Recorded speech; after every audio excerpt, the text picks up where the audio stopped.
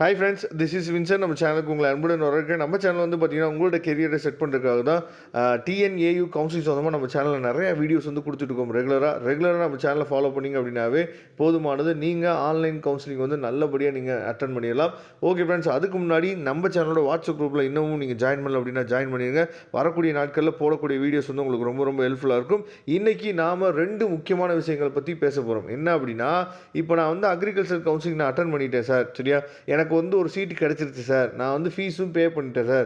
ஆனால் agriculture counselling முடிஞ்ச பின்னாடி தான் எனக்கு தெரியுது, சில விஷயங்கள் எனக்கு தெரிஞ்சனால நான் வந்து அதாவது நீட் கவுன்சிலிங் மூலமா எனக்கு வந்து எம்பிபிஎஸ் கிடச்சிருச்சு, இல்லை வந்து பார்த்தீங்கன்னா நான் வந்து இன்ஜினியரிங் போகலான்னு நான் நினைக்கிறேன், இல்லை ஆர்ட்ஸ் நான் போகலான்னு நினைக்கிறேன் சார். அப்படின்னா உங்களுக்கு வந்து எவ்வளோ பெனால்ட்டி கொடுப்பாங்க அப்படிங்கிறத பார்க்க போகிறோம். அதுக்கப்புறம் நிறைய பேர் கேட்குறது இந்த ரீவேல்யூவேஷன், அந்த டோட்டல் வந்து போட்டுட்டு எனக்கு மார்க் வந்து இன்க்ரீஸ் ஆச்சுன்னா நாம் என்ன பண்ணணும் அப்படின்னு சொல்லிட்டு நிறைய பேர் கேட்குறீங்க. இந்த 2 விஷயத்துக்குமே என்ன பண்ணுறாங்க அப்படின்னா, ஒரு முக்கியமான அப்டேட் வந்து இந்த வீடியோவில் நீங்கள் பார்க்க போகிறீங்க, சரியா? அதாவது என்ன அப்படின்னா, நீங்கள் எவ்வளோ அமௌண்ட் வந்து நீங்கள் வந்து என்னாச்சு பார்த்தீங்கன்னா, அதாவது டிஸ்கன்டினியூ பண்ணிங்க அப்படின்னா நீங்கள் பே பண்ணணும் அப்படிங்கிறது இங்கே கொடுத்துருக்காங்க. நல்லா தெளிவாக பாருங்கள். டிஸ்கன்டினியூ ஃப்ரம் தி என்ன கொடுத்துருக்காங்க, தமிழ்நாடு அக்ரிகல்ச்சர் யூனிவர்சிட்டி அப்படின்னு சொல்லி கொடுத்துருக்காங்கல்ல. அதாவது 105 ஒர்க்கிங் டேஸ்க்கு அப்புறம் ஃபஸ்ட் இயரில் ஃபஸ்ட்டு செமஸ்டர் எக்ஸாமினேஷனில் நீங்கள் காலேஜெல்லாம் ஜாயின் பண்ணிவிட்டு 105 ஒர்க்கிங் டே இங்கே கொடுத்துருக்காங்க. 105 ஒர்க்கிங் டேஸ்ன்னு சொல்லி கொடுத்துருக்காங்கல்ல. 105 ஒர்க்கிங் டேஸுக்கு அப்புறம், சரியா?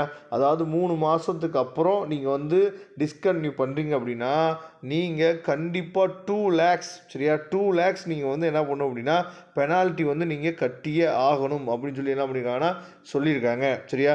இதை தெளிவாக நீங்கள் பார்த்துங்க. ஏன்னா அந்த சீட் வந்து, ஏன்னா நிறைய பேருக்கு வந்து பிஎஸ்சி அக்ரிகல்ச்சர் படிக்கிறது ஒரு பெரிய கனவாக இருக்குது. அப்போ அந்த சீட்டை நீங்கள் அசால்ட்டாக எடுத்துகிட்டு, ஏன்னா கவுன்சிலிங் முடிஞ்சு 3 மாதம் கழித்து நீங்கள் சீட்டு வேணாம் அப்படின்னு சொல்லும்போது அந்த சீட்டை யாருக்குமே கொடுக்க முடியாது. அப்படிங்கிற பட்சத்தில் நீங்கள் ரொம்ப சுதாரிப்பாருங்க. அக்ரிகல்ச்சர் சீட் வந்து உங்களுக்கு கிடச்சிச்சு அப்படின்னா அதை நீங்கள் எடுக்கலை, எனக்கு வந்து டிஸ்கன்டினியூ பண்ணுறேன் அப்படின்னா நீங்கள் 2 lakh நீங்கள் என்ன பண்ணணும்னு சொல்லி பார்த்தீங்கன்னா, அதாவது பெனால்ட்டி நீங்கள் கட்டியே ஆகணும். இதை தெளிவாக நீங்கள் பார்த்துங்க.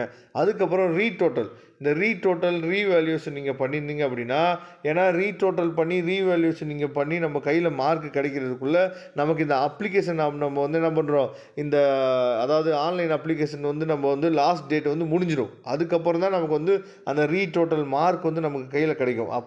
அப்படி இருந்தீங்க அப்படின்னா நீங்கள் என்ன பண்ணணும் அப்படின்னு சொல்லி இங்கே தெளிவாக கொடுத்துருக்காங்க. என்ன அப்படின்னா, அதாவது the applicant must communicate their details of the revaluation retotalling marks to the அதாவது சேர்மன், அதாவது அட்மிஷன்ஸோட சேர்மனுக்கு through the mail UG admissions@tnau.ac.in அப்படிங்கிற மெயிலுக்கு நீங்கள் என்ன பண்ணுச்சு பார்த்தீங்கன்னா மெயில் பண்ணி விடணும் அப்படின்னு சொல்லி என்ன பண்ணுங்க சொல்லியிருக்காங்க, சரியா? இது எப்போ அப்படின்னா, நீங்கள் ரீவேல்யூஷன் இல்லை ரீடோட்டல் வந்து அப்ளை பண்ணி உங்கள் மார்க்கில் ஏதாவது ஒரு மாற்றம் வந்துச்சு அப்படின்னா, இந்த மெயில் ஐடியை நோட் பண்ணி வச்சுங்க. உங்கள் மார்க்கில் ஏதாவது மாற்றம் வந்துச்சு அப்படின்னா நீங்கள் என்ன பண்ணணும், அவங்களுக்கு சொல்லி ஆகணும் அப்படின்னு சொல்லியிருக்காங்க. அப்போ தான் நீங்கள் என்ன பண்ண முடியும் அப்படின்னா, நீங்கள் அதாவது உங்களோட மார்க் வந்து ஆட் ஆகி உங்களுக்கு ரேங்க் வந்து என்ன பண்ணலாம், ஹை ஆகலாம். இல்லை வந்து ரேங்க் வந்து என்னாச்சு பார்த்தீங்கன்னா இப்போ இருக்க ரேங்க்கை விட மாற்றங்கள் வந்து வர்றதுக்கு வாய்ப்புகள் இருக்குது. அதனால் கண்டிப்பாக என்ன சொல்லியிருக்காங்கன்னா, நீங்கள் அதாவது before the counselling if the revaluation marks are notified after the publications of the rank list, சரியா? ரேங்க் லிஸ்ட் பப்ளிகேஷன் ஆஃப்ன பின்னாடி தான் ரீடோட்டல் மார்க் வந்து என்ன கன்சிடர் பண்ணுவாங்கன்னு சொல்லி தெளிவாகவே கொடுத்துட்டாங்க, சரியா? அதனால் இந்த மெயில் ஐடியை நோட் பண்ணி வச்சுங்க. யாரெல்லாம் நீங்கள் ரீடோட்டல் ரீவேல்யூஷன் நீங்கள் பண்ணீங்க அப்படின்னா இந்த மெயில் ஐடியை நோட் பண்ணி வச்சுங்க.